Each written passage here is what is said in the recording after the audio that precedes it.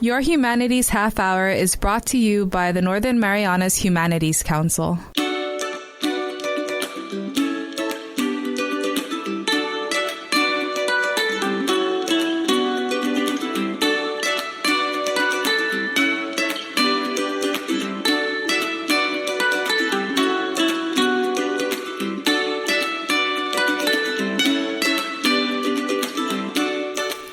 Hapade Zantiro. Welcome to Your Humanities Half Hour. I'm Catherine Perry.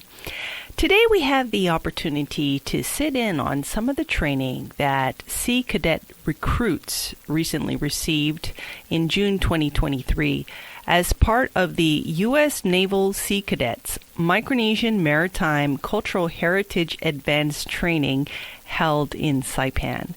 These recruits from the Marianas, Guam, and the United States received, as part of their training, a series of storytelling sessions with Chamorros and Carolinians sharing about the traditional indigenous maritime practices of the people.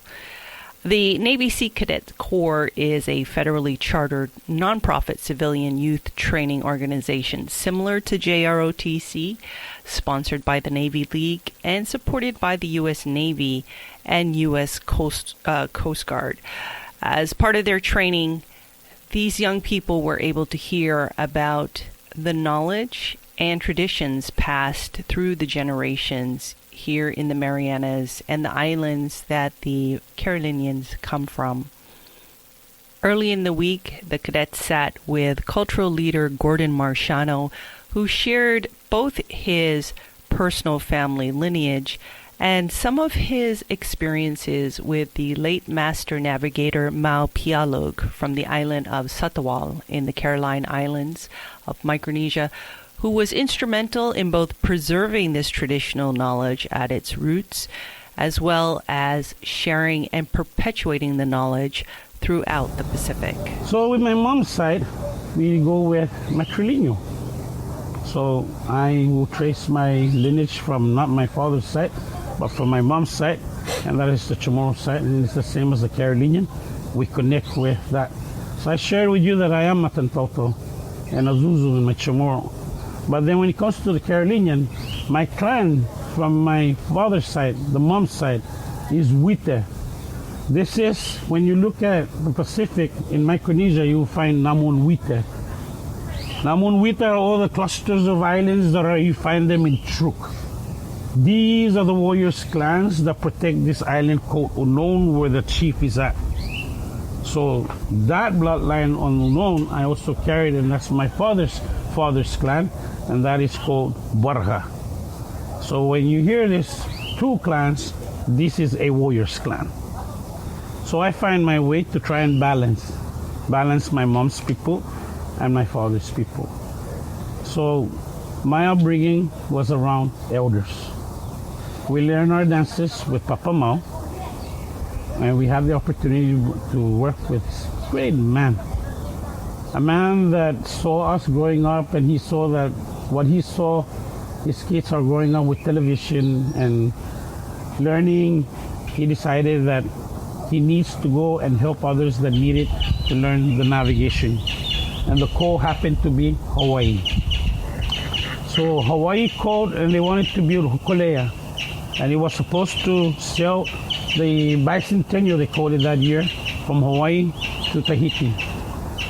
I was leaving Saipan at about the age of 10, and I got to Hawaii. And then it got my attention because the Hawaiians that know the stories of the Carolinians and this man called Mau, they gave the people here such utmost respect. Respect that even me, I was kind of like surprised, because here, like I said, we take things for advantage. And when I saw that, just how much they really respected him for his knowledge and everything, I said that this is forthcoming in our islands. And then coming back home, I find that the beginning of tourism was beginning to grow in the island. So we have to do a crossover. We need to find a way where all these taboos that Carolinians held that you couldn't pass down to the Chamorros, we have to find a way to unite ourselves. And where did we find that? It was a connection on the culture, the presentation of dances and all of that. And that's where we crossed it over. And it was such a big no-no back then here on the island. But we had to do it. Our elders were against it, but the elders below them are saying if we do not find a way to make our kids appreciate our culture, then we're going to lose it, because even language now we're losing the language. So what was the fastest way to get a kid to start singing, to start learning those cultures, is by activating a contemporary movement.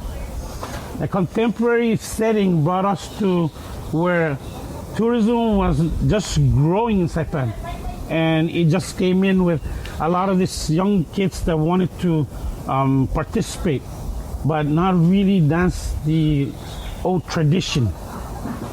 So those were a lot of the changes that we had to make, and it was a lot of obstacles, a lot of scolding.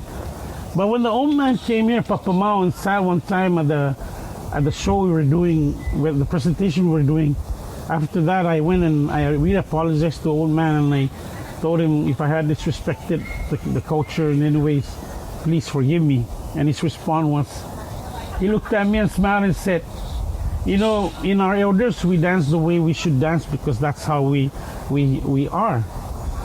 As hard as it was also for us to transfer all this knowledge around, because this knowledge is not ours to give. I don't have a place to speak for navigators. Navigators only tell us men here in our community what they want and how they want it. And it was through navigators that also always sat with Papa Mao, see the same message, is how to share this love of navigation and teaching the culture before it dies. So it's coming back. And today we are trying to make it work now with all the seafaring families here in the community. Later that week, the cadets had a storytelling session atop Montepocho, a breezy Montepocho, as you will hear, with Master Navigator Cecilio Raikuilupuy. He shared extensively about the responsibilities and roles of navigators. He was also joined by Carolinian cultural leader Lino Olopai, who himself left Saipan to go to Satawal in 1974 to learn about the culture, and also had a role in the perpetuation of this traditional knowledge. Uncle Cecilio begins by sharing about the schools of navigation, including his school, Werieng, which means aware of the wind, or be aware of the wind. You'll also hear him mention Po, which is a ceremony which initiates new navigators. School of Navigator, Werieng, started on the island of Polap from a bird, sandpiper. The sandpiper brought the knowledge to the island of Polap, and the sandpiper passed the knowledge to a woman. And then the woman taught the daughter, and then the daughter taught the two sons, and our knowledge spread from there through the whole Pacific. But there is total of 18 schools of navigation, and ours, Werieng, is one of them. So far in the Pacific, there's only two schools that still exist today, Fanur and Werieng. And also Uncle Lino and Uncle Mao went to Hawaii and shared the knowledge to the Hawaiian. So those Hawaiians that went through the Po, they're also we went to the same school of Werieng. So when you're chosen to learn the arts of traditional navigation, And also the community or your parents, your families observe you. If you can carry the responsibility, then that's when they ask you if you're ready to take that responsibility. Because the responsibility of a navigator is bringing the people to a safe place, like the Carolinians. When they had this disaster in the Central Caroline, the navigators brought them here to Saipan so that they can survive. They bring message to different islands, like fiber optic. You know, there's no phone, there's no communication. So in the days, they'll bring message to different islands. Also, they bring plants, share traditional medicine, fishing, and also connecting the people to nature, so you understand. Like today, the rain earlier, that's because of the third phase of moon from the west. That's why there's a little bit of rain. Yeah. So understanding when to go fishing, what kind of fish species you're gonna target that's gonna spawn, stuff like that. And building canoes, a whole Pacific from California all the way to South America, all the way down to South Pacific, Australia, Malaysia, Indonesia, up to China, Taiwan, Korea. So the whole Pacific, our learning as a traditional navigator cover all these seas, all this, the whole Pacific area. We don't learn about Indian Ocean and those other places, just within the Pacific. Yeah, just the whole Pacific. And we have traditional chants for pushing the canoes that talks about Rapa Nui. I never been to Rapa Nui, but in the chant it's talk about the rocks at Rapa Nui. So one day I want to go there and confirm, you know, the chant that's mentioned about those rocks. But that's what they taught us, that the bird, the sandpiper, is the one that brought the knowledge and give to the people in Polap. And then our school of Wariang start from there, on the island of Polap. Navigation start from learning about the moon phase, learning about the sunset, the sunrise, different kind of clouds, day and night, wind direction, the waves, swells, and anything out there in the ocean and on land. It's a lifetime. Yeah. So you start from 3 years old, sitting on the beach and gather all the information about the sunset and the moon and the sun, the clouds, and there's nothing written. Everything you got to learn and absorb. You got to memorize and keep it not only in your head but in your heart. Yeah. So it's also taught us to maybe use more brain, you know, store a lot of information. Because when you're out there, if the battery dies on your GPS, then that's it. Or somebody mess with the satellite. Hopefully, the educational system back in our islands will continue to share this knowledge so it can be shared among the islanders. Because if we don't do that, you know, it's going to be gone. And it's our responsibility. When you become a navigator, it's your responsibility to make sure the knowledge, you share the knowledge to your community. So that's why we're here, because we're sharing the knowledge so you can pass it on and pass it on. Because it was a gift given to us so we can find our way. We have small islands but big ocean, so we can find our way anywhere on the water. It's a lot of things, but for me, one of the most important things of navigation is connecting yourself to nature. Because when you're connecting, you understand the wind, you feel the wind, you say, okay, it's coming from northeast. And then you look at the sun, okay, it's setting on the west, rising on the east, and the moon, you see the moon phase, you know what's going to happen. high tide, low tide, can tell from the moon. So it's all basically understanding the whole environment itself.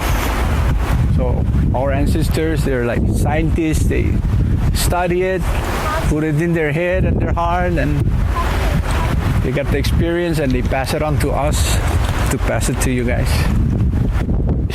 It was a sacrifice that I need to make, because Saipan was going to become part of the United States. The plebiscite was here, and I know for sure that people would choose to become part of American family.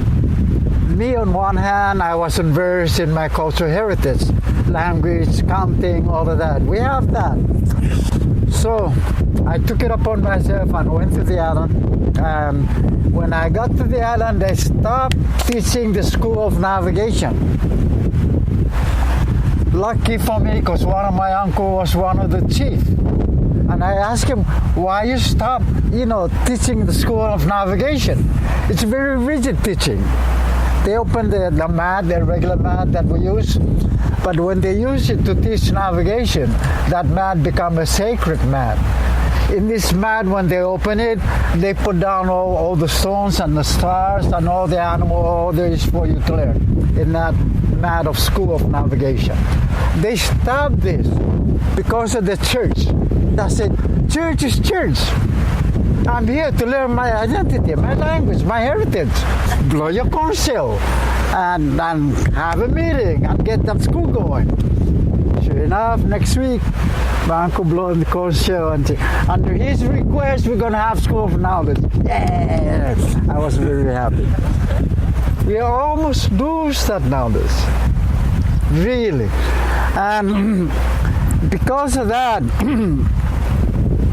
even my brother Mao Pieli, he don't even know how critical it was that learning to understand the animal and the stars.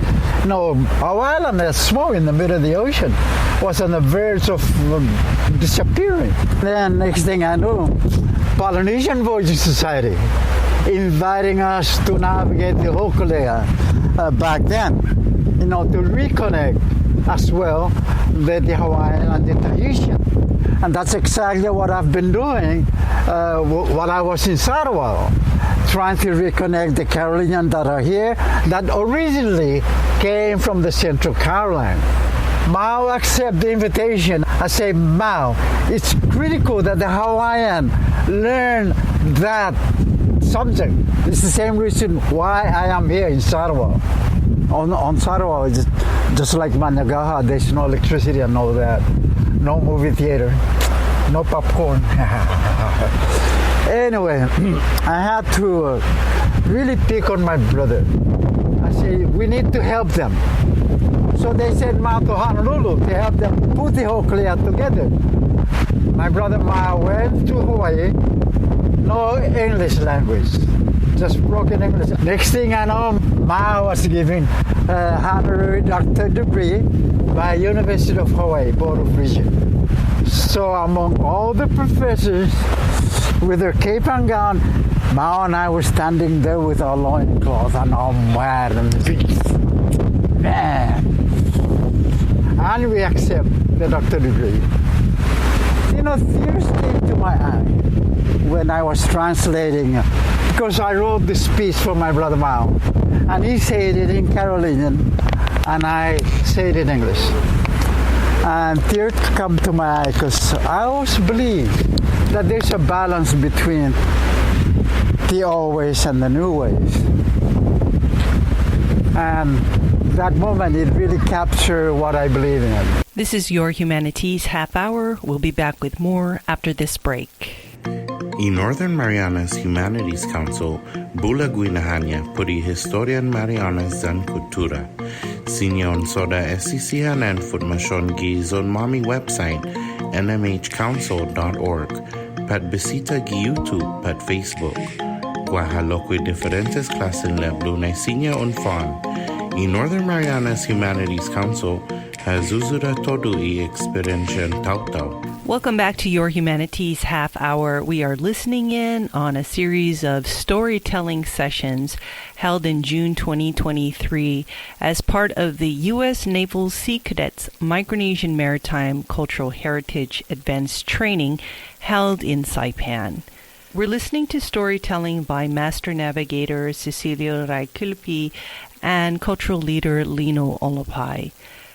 Questions were taken from the listeners, and they wanted to know, other than stars and moon phases, what else do navigators use to find their course? And how do residents of low-lying islands like the Caroline Islands survive typhoons? The reef, you can see the behavior of the water when you see shallow reefs. Yeah, those. And birds out in the ocean. Even butterflies, see out there on the ocean. Shark, that will whale, tell you. The stingray. Whales, dolphins, anything out there, even driftlock. And there's one area south of Pulusuk, you see breadfruit leaves.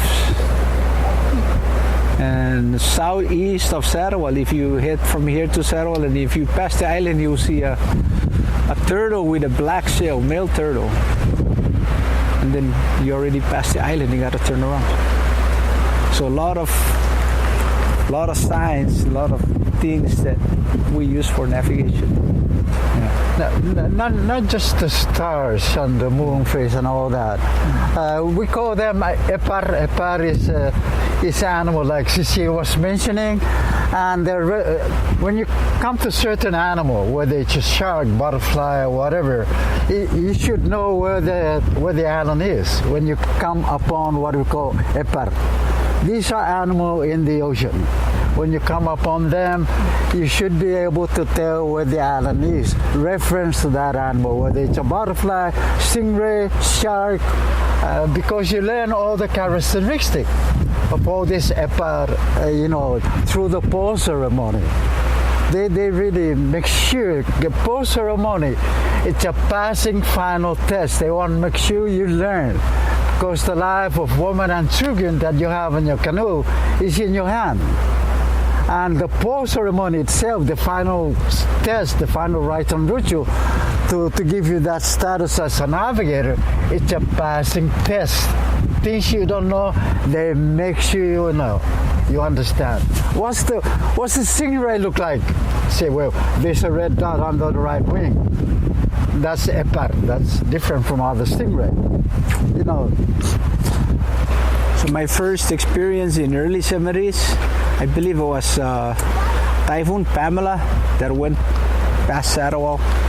So we dug up, we knew the storm was coming, we dug up the sand and we cut coconut, put it on top and bury it and make a hole. And we had a big party, killed the chicken, the pig. We have a feast because we don't know if we're gonna survive. So everybody gathered together, put on their best stew and lava and lay, and we eat and we sing, we celebrate. We don't know if we're gonna make it through the typhoon. So the typhoon passed, everybody alive, we gathered together, we collect all the fallen food, breadfruit, coconut, gather everything to the men's house, distribute to everybody to share. Then we start working on the canoes so can go fishing, working on the houses that fall down, and then start replanting the taros. That was my experience back in the 70s, back home during the typhoon. Other questions from the listeners included, what are traditional sails made from? What is the role of women in traditional navigation? What is the most important lesson the navigators have learned on the ocean? And is there any animal that represents navigators? So for our school of Wuriang, the dolphin. Yeah. That's our spirit for Wuriang. The most important lesson I learned is being out there on the ocean for, I think it was 40 days. And You know the ropes that we use for the stay on the mast? They told me that when they weave those ropes, they're made from coconut fiber. The men that weave those ropes, they put energy in them. And when you're in a storm and you hold on to those ropes, it gives you heat, makes your body hot, warm and strong. And it's like you feel their energy. Even just leaning into the rope during, bad weather, it really helps. It really helps. The biggest thing, it's our culture of respect. That's the thing that kept us, alive in good weather and bad weather as well. One word, we listen to one word. If the navigator captain say eat, we eat. If say don't eat, we don't eat. So respect, and I can come up with so many kind of respect. And let me share with you. Maybe Cici can help me along. The mast of a canoe. At the base of a mast, as you hoist up your sail, you secure it at certain heights of the deck. Because there's a small knot at the base of the mast. So the higher, you hoist up and you secure higher when you come 2 canoe, 3 canoe meet in the ocean, they look at the base of that mast and see whether you're from Marianas or Fanus. Whether you secure your rope at a higher, at the base or lower. If you're lower, then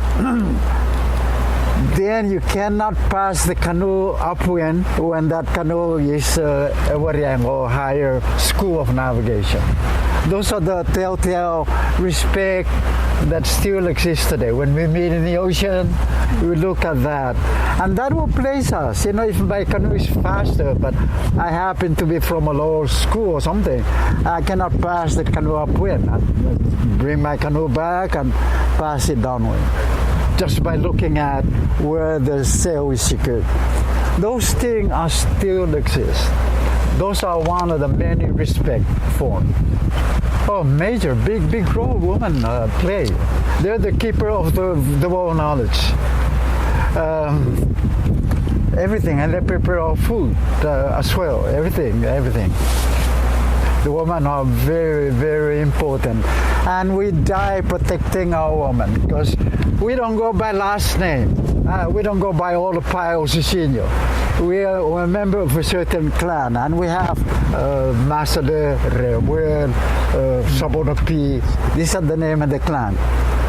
If we meet and we connect that we're from the same clan, we are brother or sister. And it's a matrilineal system. We really protect our women, and we die for them. Our sail, traditional sail, is from pandanus leaf. Yeah. Woven pandanus leaf.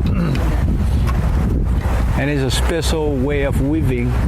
And women of the clan wear the tree, where they get the tree, the breadfruit. They're the one gonna weave the sail for the canoe. Yeah. So if our clan here own the tree, and then we cut it down and build a canoe, we'll be the one responsible to weave the sail for that canoe. Yeah. And in our teaching, the Pentanus and Rota, they're the best in our area for canoe sail. Yeah. Mangiluta.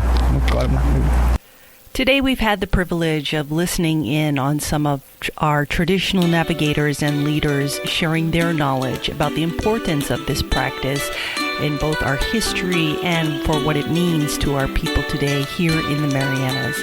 I'd like to give a special thanks to each of them for allowing me to record and pass on the knowledge that they shared, Gordon Marciano, Cecilio Raikuilupuy, and Lino Olopai. We hope that you've enjoyed our show today, and if you have, please like it on our YouTube channel and pass it on. This has been Your Humanities Half Hour. I'm Catherine Perry. This program was supported by a We the People grant awarded to the Northern Marianas Humanities Council from the National Endowment for the Humanities. Any views, findings, conclusions, or recommendations expressed in this program are those of the participants and do not necessarily represent those of the National Endowment for the Humanities or the Northern Marianas Humanities Council.